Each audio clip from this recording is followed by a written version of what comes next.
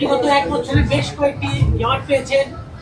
আপনারা আসলে অনেকেই ফেসবুক পোস্ট করেন, অনেকেই প্রশ্ন করেন আসলে আপনার কাজ কি? কিসের কাজ, কোন কাজের ক্ষেত্রে আপনি অ্যাওয়ার্ড পান? কি বলবেন? আমারও কথা হচ্ছে এই মহিলা ২ দিন পর, পর অ্যাওয়ার্ড পায়। ভাই কিসের অ্যাওয়ার্ড পায়? আমি তো তার কোনো কাজ করতে দেখি না, হ্যাঁ? তার কোনো কাজই দেখি না। সে না করে সিনেমা, না করে নাটক, না করে অভিনয়।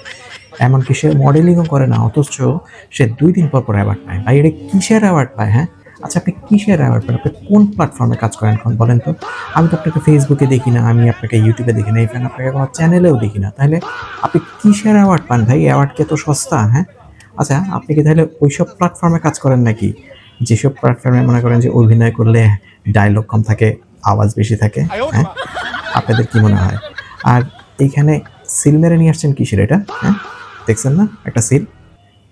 এটা কি ওই ধরনের সিল যে দাগ থেকে যদি দারুণ কিছু হয় তাহলে দাগই ভালো? হুম? ব্যাপারটা সেরকম না? হুম।